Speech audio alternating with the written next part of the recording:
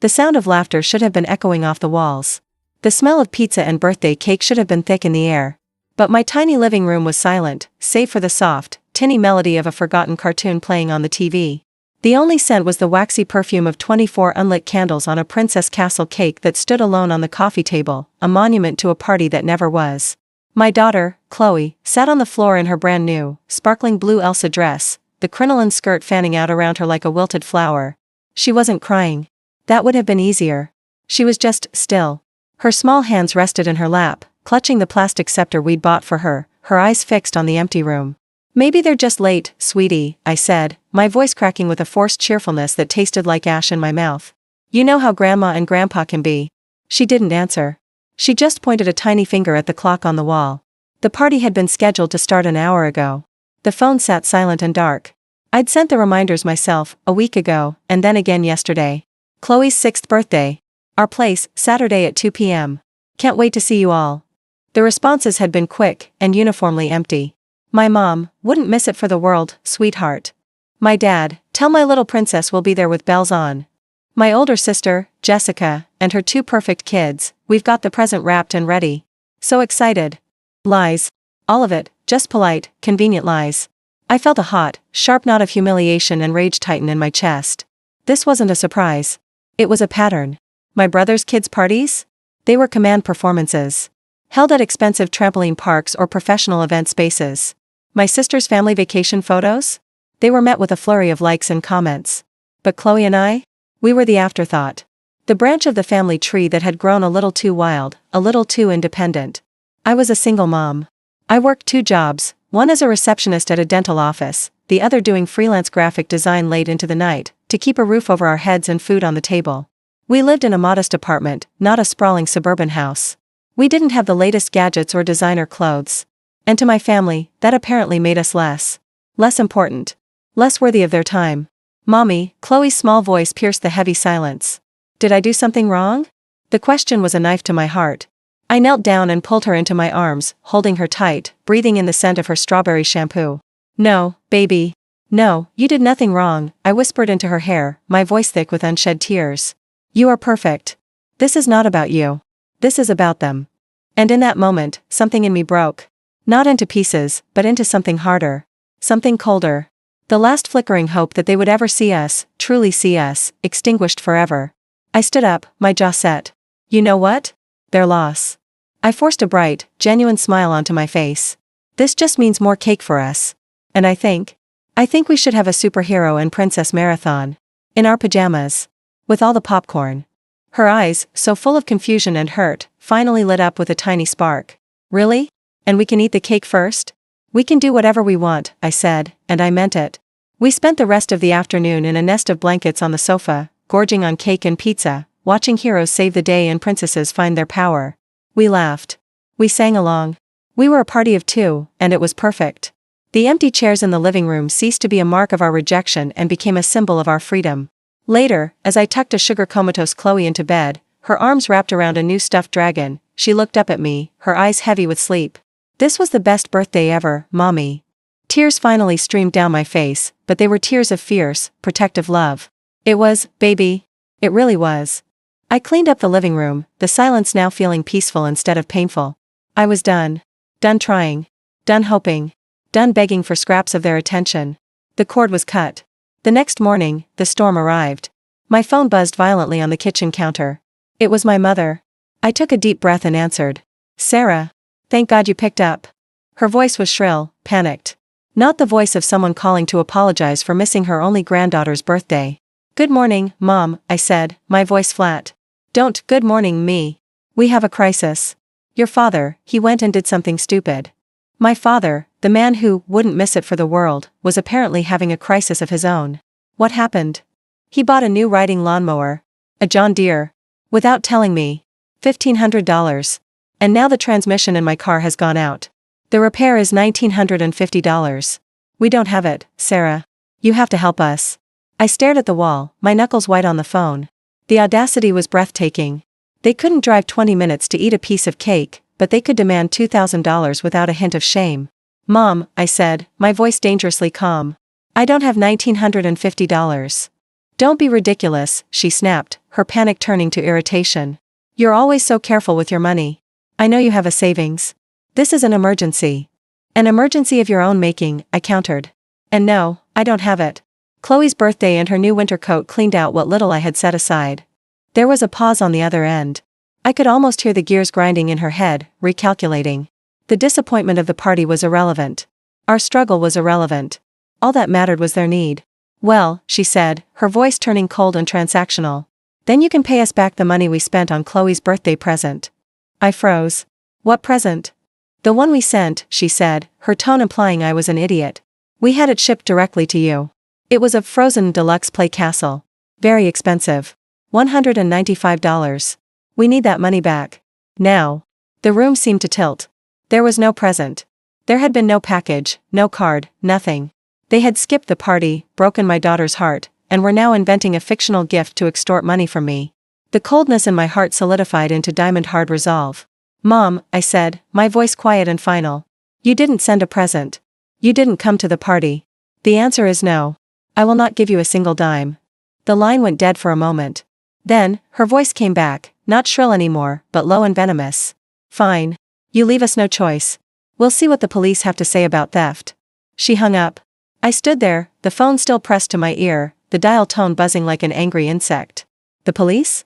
Over a birthday present that never existed? I looked at the photo of Chloe and me on the fridge, taken during our pajama party, our faces smeared with chocolate, laughing without a care in the world. They had crossed a line. They had called the police on me. The silent war was over. It was time for my silent revenge. The knock on my door came less than an hour later. It was firm, official. 2 police officers stood in the hallway of my apartment building, a seasoned veteran with a tired face and a younger, more eager one. My heart was a frantic drum against my ribs, but on the outside, I was a statue of calm. I had spent the last 50 minutes preparing. Sarah Wilkins, the older officer asked. Yes, that's me. How can I help you, officers? We've received a report, he said, consulting his notebook with a hint of reluctance. Regarding the theft of a children's toy? A frozen castle? The complainants, Robert and Carol Wilkins, state they mailed it to you and you've refused to return it or reimburse them. I saw the younger officer trying to hide a smirk. This was not the high-stakes call he'd been hoping for. I took a deep, steadying breath. Officers, my parents are lying. They did not send a gift. They didn't even show up for my daughter's birthday party yesterday. I believe this is a retaliatory action because I refused to give them $2,000 this morning to fix their car. The older officer's eyebrows rose slightly. Do you have proof of any of this, ma'am? I do, I said, my voice clear and confident. Would you like to come in? I had transformed my small dining table into a command center. I invited them in and gestured to the evidence I had laid out with the precision of a lawyer. Exhibit A, I said, pointing to my phone, which had a screenshot of the group text thread displayed. The party invitations and all their enthusiastic responses, promising to attend. You can see the date and time. The officers leaned in. The veteran nodded. Seems clear. Exhibit B, I continued, moving to my laptop. I opened my online banking portal. This is my savings account. The current balance is $112. As you can see, there have been no large, recent withdrawals. I am not, as my mother claimed, sitting on a secret stash of cash. I then opened a separate tab. And these are the receipts for the party, the cake, the pizza, the decorations, and most importantly, my daughter's new winter coat, purchased 2 days ago. As you can see, these transactions cleared yesterday and this morning, draining the account. The younger officer whistled softly. That coat cost more than my body armor. Exhibit C, I said, my voice gaining strength. I opened my front door and pointed to the small security camera I had installed a month ago after a package was stolen. This camera records audio and video of my doorstep 24/7. The footage is cloud-based. I have reviewed the last 10 days. There was no delivery driver, no postal worker, no package of any size left at my door. You are welcome to review the footage yourselves. I pulled it up on my laptop and fast-forwarded through the days leading up to the party. Nothing. The proof was irrefutable. The older officer closed his notebook with a definitive snap. He looked embarrassed. For them, and for having to be here. Ms. Wilkins, I am very sorry we bothered you. This is clearly a civil, family matter. There is no evidence of any crime committed by you. But what about the theft? I pressed, though I knew the answer. I wanted them to say it out loud. There is no evidence a theft occurred, he said firmly. Without a delivery confirmation, a tracking number, or any proof the item was ever in your possession, their claim has no merit. We will be closing this report and informing your parents that no further police action will be taken." Relief washed over me, so potent it made my knees weak. "Thank you, officer." As they turned to leave, the older one paused. "For what it's worth," he said, his voice low and kind, "my granddaughter loves Frozen, too. Family can be complicated. You take care of your little girl." I closed the door and leaned against it, the adrenaline finally receding, leaving me trembling. I had won the battle. I had faced down the police and my parents' lies and emerged unscathed. But the war wasn't over. The sheer nuclear escalation of involving the police meant there was no going back. This wasn't just a rift, it was a canyon. And they had been the ones to dynamite the bridge. My phone started buzzing again. This time, it was a cascade of texts, not from my parents, but from my sister, Jessica. "How dare you call the police on Mom and Dad? They are devastated. After everything they've done for you. You are so selfish. We all knew you were unstable, but this is a new low." The flying monkeys had been deployed. I didn't bother to reply. I simply took screenshots of her messages and added them to my growing evidence folder. I had a feeling I would need it. An hour later, my father called. His voice was a thunderous roar. "You ungrateful little bitch. How could you humiliate us like that? We demand that money." "The police disagree with you, Dad," I said, my voice icy. "The case is closed. Do not contact me again for money. Do not contact me about fictional gifts. And do not contact me until you have a genuine, heartfelt apology for my daughter for breaking her heart." I hung up before he could respond. The silence in my apartment was different now. It wasn't the sad silence of an empty party, it was the potent, powerful silence of a line drawn in the sand. I had the law on my side. I had the truth on my side. But I knew them. This wouldn't be the end. They would try another angle. They would smear my name to the rest of the family. They would play the victim. I needed to be proactive. I needed to ensure that the next time they came for me, they would face not just my word, but the judgment of everyone they knew. My silent revenge would not be one of violence or shouting. It would be one of exposure. I opened a new document on my computer. The heading was simple, a timeline of events, the birthday party and the aftermath. It was time to write my side of the story. It was time to make the silent, screaming truth impossible to ignore. The document grew over the next 24 hours. It wasn't an emotional rant, it was a cold, clinical dossier. I titled it, for the record, The Events Surrounding Chloe's 6th Birthday. I started with the excited text invitations and the glowing promises to attend. I included screenshots of every single one. I then described the party itself, the decorated apartment, the uneaten food, the untouched cake, the heartbreak in my daughter's eyes. I didn't use flowery language, I just stated the facts. I included a photo of Chloe in her Elsa dress, sitting alone amidst the decorations, her small shoulders slumped. It was the most damning evidence of all. Then, I detailed the phone call the next morning, the demand for $1,950, the invented story about the frozen castle, and the threat to call the police. I included the timestamp of that call from my phone's log. Next, I added the police report number the officers had given me, and a summary of their findings, no evidence of a delivered gift. No evidence of theft. Case closed. Finally, I attached the screenshots of Jessica's furious, accusatory texts, which perfectly illustrated the family's campaign of harassment and character assassination. It was a bulletproof narrative. The truth, presented without hysterics, was a more powerful weapon than any lie they could concoct. But who to send it to? Blasting it to the entire extended family felt messy, like their tactics. I needed a more surgical approach. I decided on two people. The first was my Aunt Carol, my mother's older sister. She was the family matriarch, a no-nonsense retired school principal who valued fairness above all else. She had always been kind to me, but distant. She needed to see what her sister was capable of.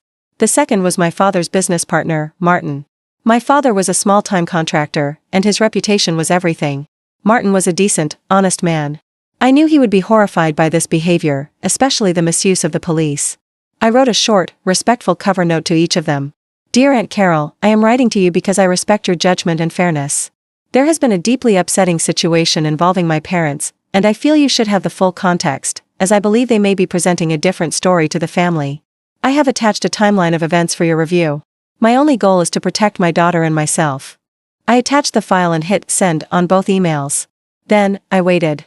This was the riskiest part of my plan. I was exposing the family's dirty laundry. But I was done protecting their reputation at the expense of my own sanity. The response was faster and more devastating than I could have imagined. 3 hours later, my phone rang. It was Aunt Carol. Her voice was steely, laced with a cold fury I had never heard from her before. "Sarah.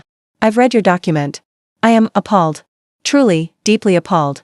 To treat a child that way, to then concoct such a vile, fraudulent story, and to involve the police. She took a sharp breath. Your mother called me this morning, sobbing, saying you'd stolen from them and were having a mental breakdown. This timeline tells a very different story. The proof is undeniable. I just wanted you to know the truth, Aunt Carol. The truth is crystal clear, she said. And you have my full support. I will be making a call to your mother. This behavior is unacceptable. We hung up. 10 minutes later, my phone exploded. It was my mother, but this time, she wasn't angry. She was hysterical. What did you do? She screamed. Aunt Carol just called me and read me the riot act. She said she was ashamed of me. How could you send her those lies? They aren't lies, Mom, I said calmly. They are screenshots and facts. You're just not used to being held accountable for your actions. She was crying now, real, ragged sobs of pure shock. The facade was crumbling. The one person whose opinion she truly cared about had just seen her for who she was. Then, my father called. His voice wasn't thundering anymore. It was subdued, shaken. Martin just called me into his office, he said, his words clipped. He showed me the email you sent him. He said that if this is how I conduct my personal affairs, he has to seriously reconsider our business partnership. He said extorting your own daughter and falsely reporting her to the police shows a profound lack of character and judgment. I remained silent, letting the consequences land. You've ruined us, he whispered, the fight completely gone from him. No, Dad, I replied, my voice soft but firm. You did that all by yourselves. All I did was turn on the light. The fallout was swift and absolute. Aunt Carol, it turned out, held the purse strings for a small family inheritance from my grandparents. She sent a terse email to the entire family, stating that due to recent events demonstrating a wanton disregard for family and truth, my parents were hereby removed from having any executorship or decision-making power over the trust. The gasps from the extended family were almost audible through the digital void. Jessica, suddenly realizing which way the wind was blowing and terrified of being cut off from Aunt Carol's good graces, sent me a meek text. Sarah, I'm so sorry. I didn't know the whole story. Mom and Dad lied to me. Can we talk? I didn't reply. The silence was my answer. My parents had been stripped of their authority in the family and their reputation in my father's business. The $1,950 they so desperately needed was now the least of their problems.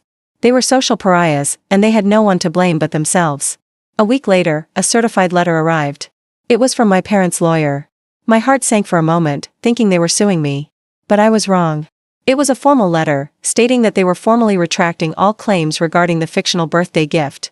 It acknowledged that no such gift was ever purchased or sent. It was a legal surrender. I held the piece of paper, the official, expensive admission of their lie. It was the final piece of my silent revenge. I hadn't screamed. I hadn't begged. I had simply presented the truth, and their own house of cards had collapsed under its weight. I filed the letter away in my evidence folder. The war was over. I had not just won, I had secured a lasting peace. Time has a way of healing wounds, but some scars remain as a permanent reminder of the battles we've survived. The scar from my family, betrayal, was one of those. It didn't hurt anymore, but it had changed the landscape of my life forever. In the months that followed, the silence from my parents' side of the family was deafening, but it was a peaceful quiet. The constant, low-grade anxiety of waiting for their next criticism or neglectful act was gone. In its place was a profound sense of freedom. Chloe thrived. Without the subtle, toxic message that she was less important than her cousins, her confidence bloomed. She made friends easily at school, her laughter once again filling our small apartment. We developed our own traditions, Friday night movie marathons, Sunday morning pancake art, and adventure days where we'd explore a new park or museum. We were a complete, self-contained unit of two, and we were happy. I poured the energy I'd once wasted on trying to earn my family's love into my freelance work. With a portfolio I was proud of and a newfound, fierce determination, I landed a major contract with a local eco-friendly company. The pay was more than I'd ever made, finally lifting the constant financial pressure that had been my shadow for so long. One sunny Saturday afternoon, I took Chloe to the zoo. She was chattering excitedly about the penguins, her small hand tucked securely in mine. As we turned a corner near the primate exhibit, I froze. There they were. My parents. They were with Jessica and her kids. They were standing in front of the gorilla enclosure, looking small. My father's shoulders were hunched, my mother's smile as she watched her other grandchildren was strained. They looked older, diminished. The bluster and entitlement had been sanded away, leaving behind something weary and sad. Jessica saw me first. Her eyes widened, and she quickly looked away, a flush of shame creeping up her neck. Then my mother turned. Her gaze met mine across the crowded path. For a long, suspended moment, we just looked at each other. I saw a flicker of so many things in her eyes: regret, shame, a deep, aching loss. There was no anger left. Just the hollowed-out aftermath of a war they had foolishly started and decisively lost. Chloe, oblivious, tugged on my hand. "Mommy, come on. The gorilla is eating a lettuce." My mother's eyes dropped to Chloe. I saw her lip tremble. She was seeing the granddaughter she had chosen to abandon, now vibrant and happy and completely uninterested in her. I didn't smile. I didn't frown. I simply gave a slow, almost imperceptible nod. An acknowledgement. Not of forgiveness, but of a line that had been drawn and would never be crossed again. I had taken my power back, and this silent, public moment was the final confirmation of that. Then, I let Chloe pull me away, toward the gorillas and the rest of our bright, beautiful day. We didn't look back. That evening, after I'd put Chloe to bed, I did something I hadn't done in a year. I opened this evidence folder on my computer. I looked at the screenshots, the timeline, the photo of Chloe alone at her party. It didn't bring pain anymore. It felt like historical documentation. The story of how I found my strength. I closed the folder and opened a new one. I labeled it, Chloe's 7th birthday. I wasn't just planning a party, I was planning a celebration. A celebration of our little family, of our resilience, of the joy we had built from the ashes of their rejection. A few days later, a package arrived. It was small, wrapped in simple brown paper, with no return address. Inside was a handmade card. On the front, drawn in a slightly shaky hand, was a picture of a cake with 6 candles on it. Inside, it read, "To Chloe, I am so very sorry I missed your birthday. I was wrong. With love, Great Aunt Carol." Tucked inside the card was a check. Not for a vast amount, but for a significant one. $500. The note on the memo line simply said, "For her future." I cried then. Not tears of sadness, but of validation. Of being seen, finally, by someone who mattered. I called Aunt Carol to thank her. We talked for an hour. She told me my parents were isolated, that the truth had spread through the family and their standing had never recovered. "They made their bed, Sarah," she said, her voice firm. "You just refused to lie in it with them. You protected your child. Never apologize for that." Chloe's 7th birthday was everything her 6th was not. Our apartment was packed, with her friends from school, with a few of my coworkers who had become like family, and with Aunt Carol, who flew in just for the occasion. The noise was deafening, the laughter infectious. The cake was devoured, the presents were plentiful, and the joy was real and unforced. As I watched Chloe blow out her 7 candles, her face illuminated by the flames and surrounded by people who genuinely loved her, I knew my silent revenge was complete. It wasn't about their humiliation or their downfall. My revenge was this moment. This life. This unshakable bond between a mother and her daughter. It was the peace I had forged from their chaos. It was the knowledge that I had broken the cycle of conditional love and emotional manipulation. They had tried to make me feel small over $1,950. They had called the police to intimidate me. And in doing so, they had given me the greatest gift of all, the absolute, ironclad certainty that I didn't need them. That we were better off without them. The best revenge isn't hatred, it's a life lived joyfully and freely. It's the silent, powerful truth that you are enough. And sometimes, the family you create with love is infinitely more powerful than the one you were born into. Sometimes, the most powerful act of revenge is not to fight back, but to walk away and build a beautiful life without them. The silence of your absence becomes the loudest message they will ever hear. This has been Silent Revenge.